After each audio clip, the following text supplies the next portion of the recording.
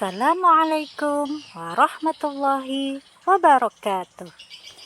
Apa kabar anak ustazah semua? Semoga tetap semangat dan sehat selalu ya. Oke, seperti biasa, sebelum kita memulai pelajaran, maka kita membaca doa. Ada berdoa, tangan diangkat, kepala tundukkan.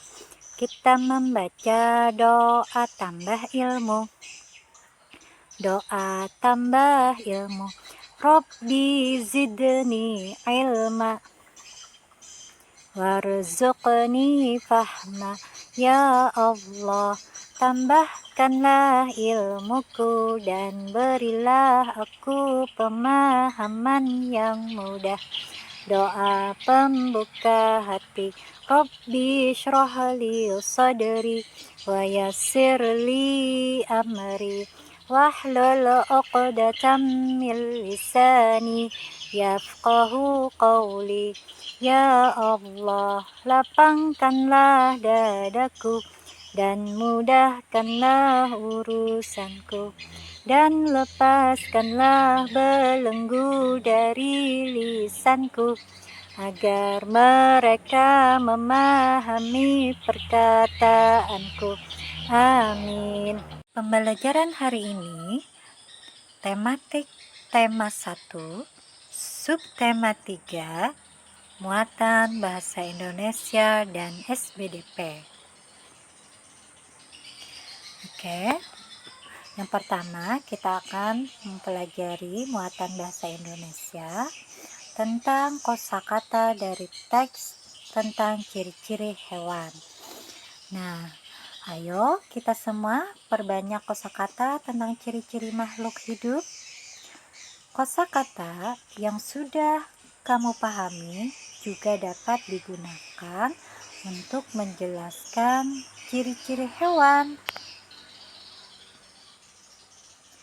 Nah, sekarang mari kita baca teks berikut dengan cermat ya. Kelinci adalah hewan mamalia yang tersebar hampir di seluruh belahan bumi. Kelinci biasanya dimanfaatkan oleh manusia sebagai hewan peliharaan. Beberapa masyarakat juga memanfaatkan kelinci sebagai bahan makanan.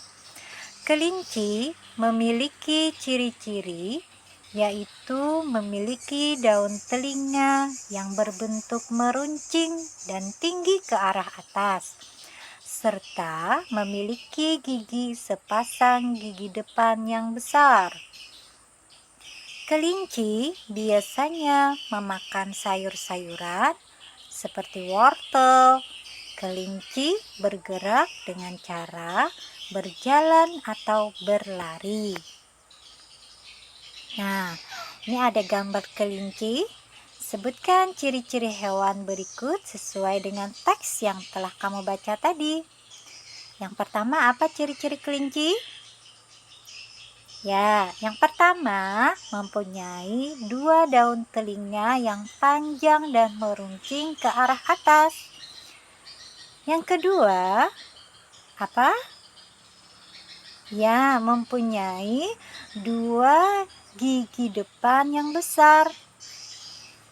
Yang ketiga, kelinci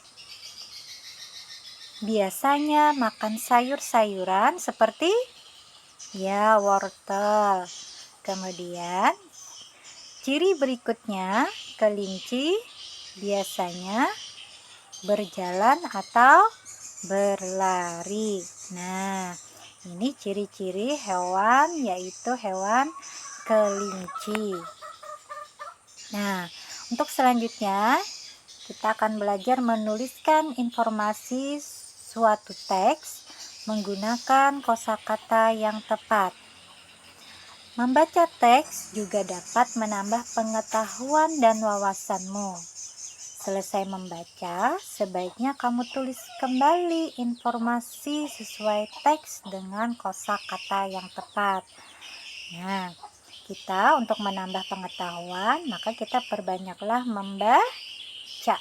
benar sekali. Perbanyak membaca agar pengetahuan kita lebih banyak.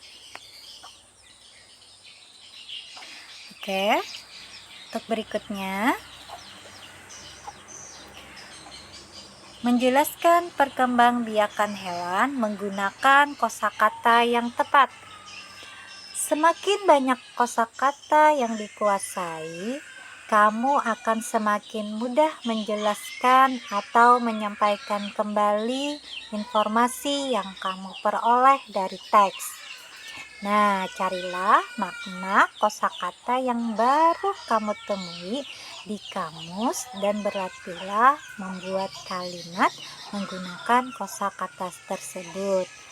Nah, tadi sudah saya katakan bahwa semakin banyak kosakata yang kita kuasai, maka akan semakin mudah menjelaskan atau menyampaikan kembali informasi yang kamu peroleh.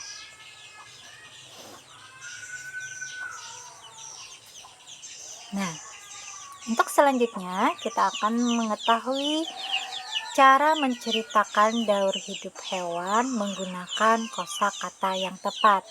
Nah, di sini saya akan menjelaskan langkah-langkah menceritakan daur hidup hewan sesuai pengamatan gambar. Yang pertama, kita amati daur hidup hewan dengan saksama. Kemudian, yang kedua, pahami setiap tahapan yang dilalui. Setelah kita sudah paham tahapan-tahapannya, kemudian yang ketiga, ceritakan tahapan-tahapan tersebut secara urut. Nah, yang terakhir, gunakan kosakata yang sesuai. Nah, sekarang kita amati daur hidup hewan berikut.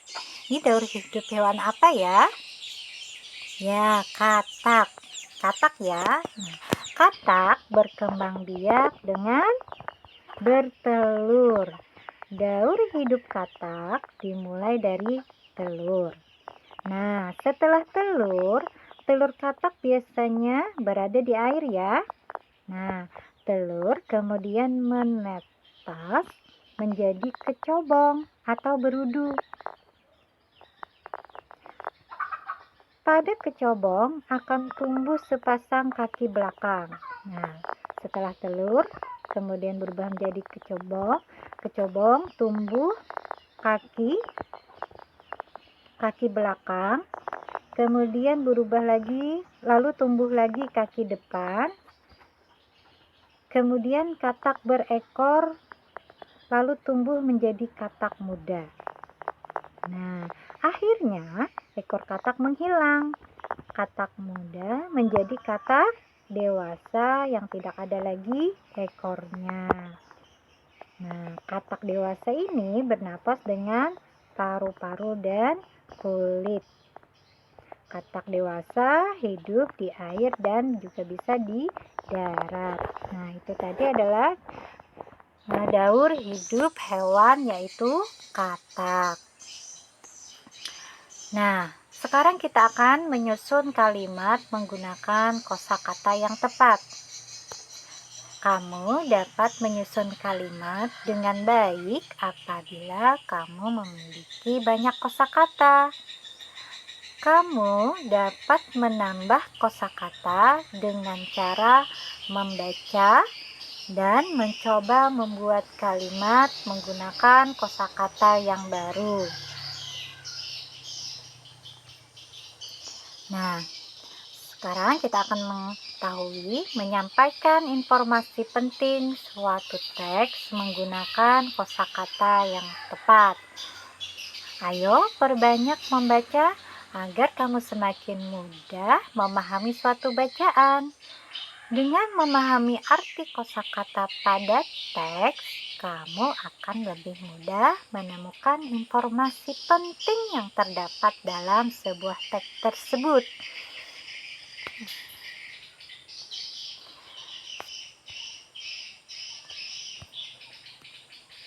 Nah, sekarang kita akan memasuki pembelajaran muatan SBDP. Nah, untuk pembelajaran ini kita akan mengetahui unsur-unsur dalam gambar dekoratif. Nah, ada yang tahu gambar dekoratif apa ya? Ya, gambar dekoratif adalah gambar hiasan dari gabungan beberapa bentuk motif dengan komposisi warna yang indah. Ada beberapa unsur yang dalam gambar dekoratif, yaitu ada garis, bentuk, dan warna. Nah, sekarang kita perhatikan gambar dekoratif berikut. Yang pertama, garis yang digunakan adalah kombinasi garis zigzag. Kemudian bentuk yang digunakan adalah belah ketupat. Warna yang digunakan adalah biru dan hijau. Nah, sekarang kita identifikasi garis, bentuk, dan warna pada gambar dekoratif berikut ini ya. Nah, coba garisnya garis apa ya?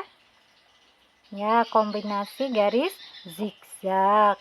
Kemudian warnanya apa? Ada merah, oranye, abu-abu, dan biru. Kalau bentuknya bentuk segitiga ya. Nah, identifikasi garis, bentuk, dan warna pada gambar dekoratif berikut ini. Coba kita lihat gambarnya.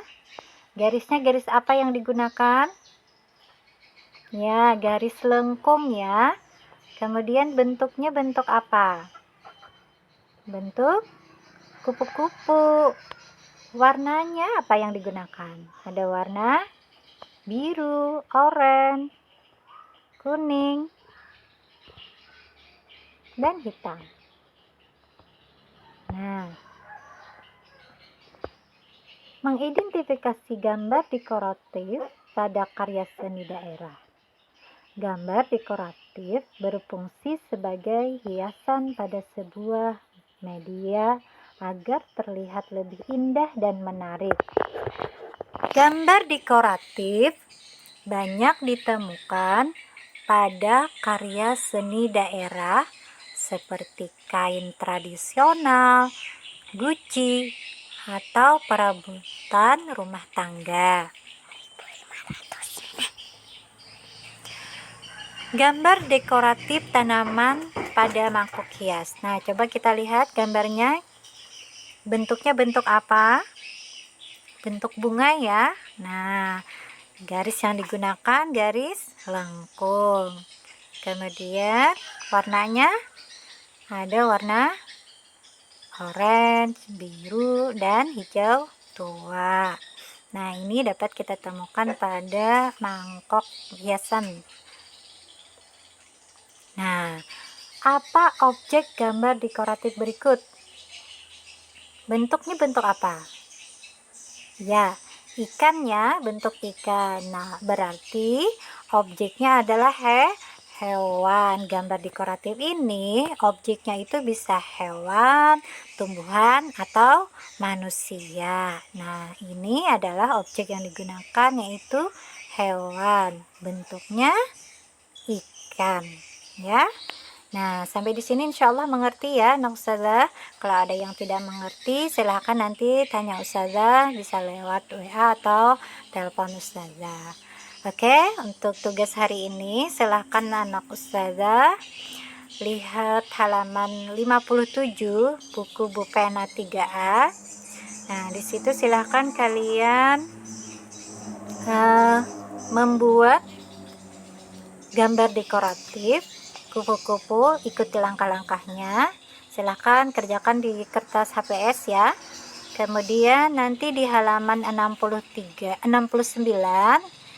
di situ ada daur hidup katak.